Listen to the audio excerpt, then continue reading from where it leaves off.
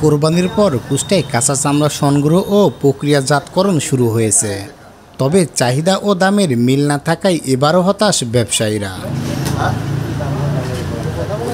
কুষ্টিয়ার একমাত্র চামড়াপট্টিতে ক্রেতা বিক্রেতাদের মধ্যে চামড়ার দাম নিয়ে দর কষাকষি করতে দেখা যায়।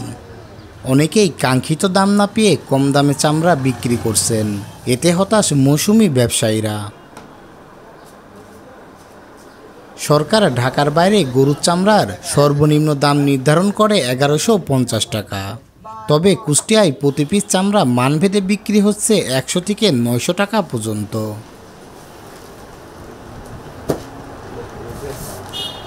আর খাসির চামড়ার ক্রয় মূল্য প্রতি বর্গফুট 22 থেকে 27 টাকা এবং বকরির চামড়ার দাম 20 থেকে 22 টাকা নির্ধারণ করা হলেও বিক্রি হচ্ছে 10 থেকে 15 টাকায়।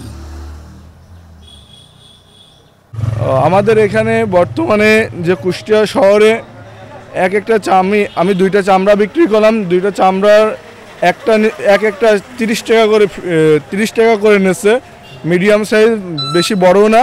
আমাদের সরকার বলছে যে গরুর চামড়া 1100 থেকে 1300 টাকা, কিন্তু বর্তমানে যারা ক্রেতা তারা কিন্তু এই দাম কিন্তু আমাদের দিতে পারছে না। কারণ এই জন্য সরকারকে বলতে চাই যে সঠিক ন্যায্য মূল্য যেন আমাদেরকে দিতে পারে, তার প্রেক্ষাপট আপনাদের পদক্ষেপ আপনাদেরকে নিতে হবে।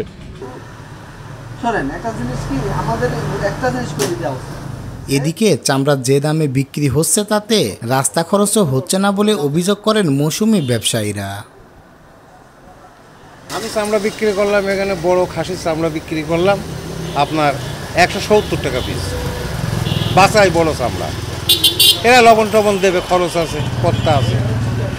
আর ছোট যেসব কাটা চামড়া মামড়া এগুলো এনারা 50 টাকা করে দাম দিচ্ছে। এখন কুরবানির পশুর চামড়া ভালো হয়, চামড়াটা থিকনেস ভালো হয়। এই লাভটা হচ্ছে টেনারদের। আর কুষ্টিয়া এলাকার যে চামড়া, যশোর কুষ্টিয়া এলাকার চামড়া, এর একটা মানই আলাদা, সারা বিশ্বে এই চামড়ার দাম আছে। অন্যদিকে ট্যানারি মালিকরা বকেয়া পরিশোধ করেননি। চামড়া সংরক্ষণের জন্য লবণের দাম ও শ্রমিকের মূল্য অনেক বেশি বলে জানান আড়তদাররা। ট্যানারি মালিকরা সত্যি কথা বলতে এটাই সবচেয়ে আমাদের বড় কষ্ট। সে হচ্ছে যে আমরা সারা বছর মাল দিয়ে যে লাস্টে আমাদের ইয়ে থাকে যে লাস্ট কুরবানির আগে আমরা পেমেন্ট পাই যাব। পেমেন্ট পারলে আমরা লবণ কিনবো, আমরা হচ্ছে লিভার নেব, আমাদের যে যারা ব্যাপারীদের আমরা পেমেন্ট করব, যারা আমাদের কাছে টাকা পাবে, সব মিলাই ওর টাকা পয়সা আমরা ঠিকমতো তো পাই যাই। তাহলে আমরা ব্যাপারীদের সব পেমেন্ট দিলে আমরা সুন্দরভাবে ব্যবসা করতে। আর আমাদের সবচেয়ে বড় কষ্ট, সরকার কেন এই বিষয়টা এইগুলো দেখে না যে ট্যানারির মালিক আমাদের ঠিকমতো টাকা দেয় না। এই টাকা না দেওয়ার কারণে আমরা এই বছরকে বছর আমরা ক্ষতিগ্রস্ত হয়ে আসছি। যখনই যেটা রেট দেয় এটা ট্যানারি অ্যাসোসিয়েশন ওইটা ওই দামে কেনে না। আমাদের এটা হচ্ছে বিভ্রান্তি হয়ে ফেলে। আবার হচ্ছে রেট দিয়ে চলে গেল। যখন চামড়া বিক্রি যখন গত বছরে বেচা কিনা করে আমার 4 লাখ টাকা লস হলো।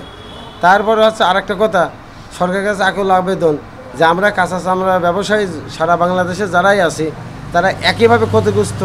যে এরা হচ্ছে ট্যানারি মালিকরা আছে বা কটেজ পার্টিরা, এরা হচ্ছে চামড়া নিজেই টাকা দেয় না। আমাদের হচ্ছে চামড়াটা বিক্রি হয় আমাদের প্যাডের উপরে, ওনারা চেকও দেয় না বা হচ্ছে কোনো কিছু করেন। একটা লেনদেন করতে করতে এক সময় ওনারা টাকা নিয়ে ওরা গায়েব হয়ে যায়। এইটা যদি কারোর কাছে আমরা এইটা হচ্ছে প্রতিক্রিয়া পাইনি। সর্বমিলে সব ব্যবসায়ী আপনি যেখানে জিজ্ঞাসা করবেন, আমাদের মতো যারা ক্ষুদ্র ব্যবসায়ী আছে তাদেরই অবস্থা, ক্ষুদ্র বড় মাঝারি দিয়ে যাদেরই আছে এইগুলো হচ্ছে ধরেন এক প্রকারে ধরেন এই কিছু হচ্ছে অসাধু ওই জায়গাটা ব্যবসায়ী হয়ে গেছে। চামড়ার এ বাজার ব্যবস্থায় ব্যবসায়ীদের ঈদের আনন্দের মাঝেও নেমে এসেছে একরাশ হতাশ। আল আমিন খান রাব্বি, সারা বাংলা, কুষ্টিয়া।